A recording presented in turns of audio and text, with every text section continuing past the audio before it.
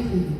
Firman hari ini menafsirkan tentang kasih Kristus melampaui perbedaan ras yang diambil dari ayat Alkitab Galatia 3 ayat 28. Dalam Galatia 3 ayat 28 dikatakan, dalam hal ini tidak ada orang Yahudi atau orang Yunani, tidak ada hamba atau orang merdeka, tidak ada laki-laki atau perempuan, karena kamu semua adalah satu di dalam Kristus Yesus.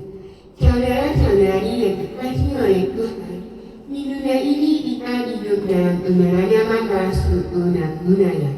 Namun seringkali perbedaan tersebut justru menimbulkan sikap diskriminasi dan perpecahan. Firman Tuhan hari ini mengingatkan kita bahwa semua manusia memiliki martabat yang sama. Firman Tuhan dalam Galatia 3 ayat 28 dengan jelas mengatakan bahwa di dalam Kristus tidak ada perbedaan ras. Artinya di mata Tuhan semua manusia memiliki nilai dan martabat yang sama. Tuhan tidak melihat warna kulit atau seseorang, tetapi melihat hati. Yesus sendiri memberikan teladan yang sangat jelas dalam melayankannya. Yesus tidak pernah membatasi hatinya. Hanya kepada satu ras atau kelompok tertentu, ia berbicara dengan perempuan Samaria yang pada saat itu dianggap rendah oleh orang Yahudi yang menolong orang asing, orang sakit, dan orang sesitu dari masyarakat.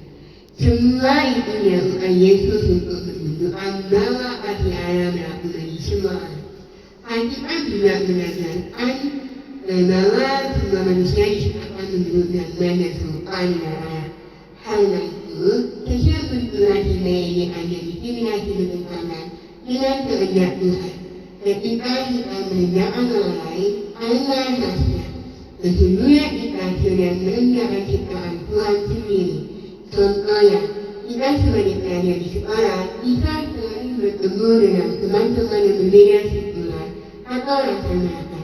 Namun, Tuhan menunjukkan kasih melalui sikap sederhana seperti menghormati teman, tidak mengejek perbedaan fisik atau budaya, dan mau berteman dengan siapa saja.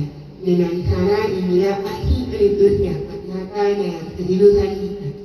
Saudara-saudari yang terkasih, marilah kita mengingat bahwa kita semua adalah satu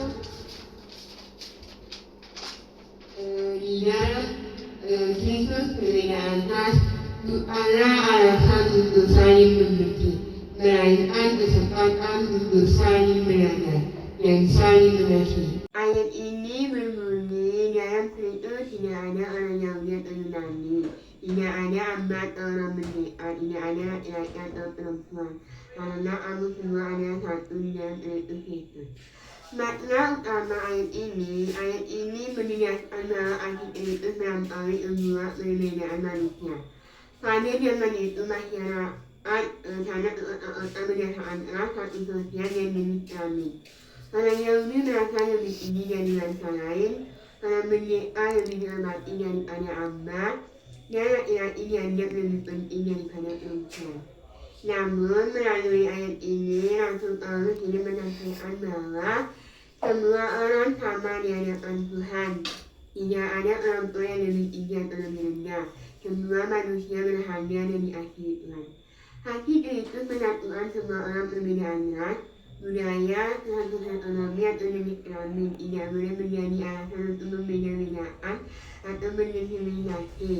Identitas utama orang percaya adalah di dalam Kristus.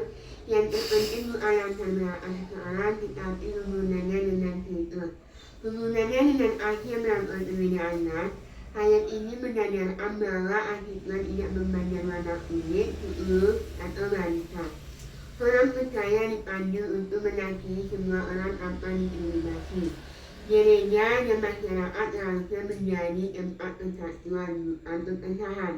Contoh dalam kehidupan sehari-hari, berteman dengan siapa saja tanpa memiliki berdasarkan suku atau agama. Tidak mengejek orang karena warna kulit, budaya, atau bahasa. Menolong orang lain tanpa melihat latar belakangnya.